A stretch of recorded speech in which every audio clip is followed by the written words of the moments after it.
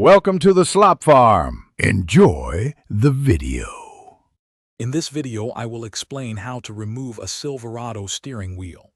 First, ensure your vehicle is off and the parking brake is engaged. For safety, disconnect the negative battery terminal and wait about 10 minutes for the airbag system to fully discharge. This crucial step prevents accidental airbag deployment. Next, center your front wheels and lock the steering column to maintain alignment during the process. Now let's move to the airbag module. You'll find two small bolts, usually on the back of the steering wheel, that secure the airbag. Carefully remove these bolts.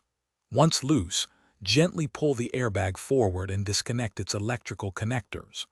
There might be other electrical plugs for horn or cruise control.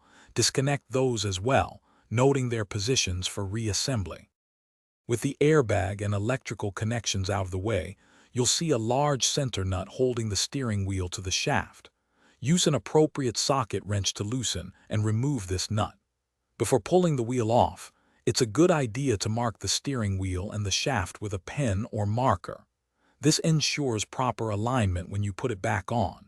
Then, carefully pull the steering wheel straight off the spline shaft. To reinstall, simply reverse the steps. Align your marks on the steering wheel and shaft, then push the wheel firmly into place. Reattach the large center nut and tighten it securely. Connect all electrical plugs, including the airbag connectors, ensuring they click into place.